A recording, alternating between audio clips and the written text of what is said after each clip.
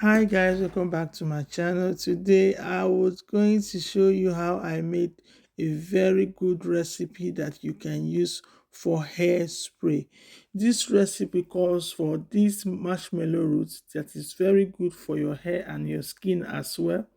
If you have dandruff and you have sensitive scalp and you're always itching, this marshmallow root is a win for you. Now, if your hair is itchy, you have flaky scalp, you have psoriasis and dandruff on your hair, you want to use marshmallow roots. Marshmallow roots is so good that it's versatile. It has many health benefits as well. Now we are going to make a concoction for hairspray. So you will need clove and you need marshmallow roots. So I have measured this out. You can use a handful depending on the size you want. I did not measure this.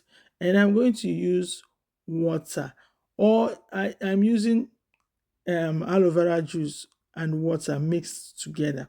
So you can use water as well. So I'm using distilled water.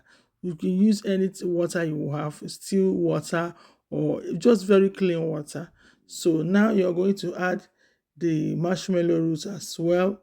You can use a handful, and 1 liter of water. It's also good. Now I'm going to also add the clove. All know that clove can make your hair grow. So I mix them up together. So I pour them in a pot that have more room, because this pot that I'm going to use is very small. Now I mix them together. I'm going to put them on a very low heat on the stove.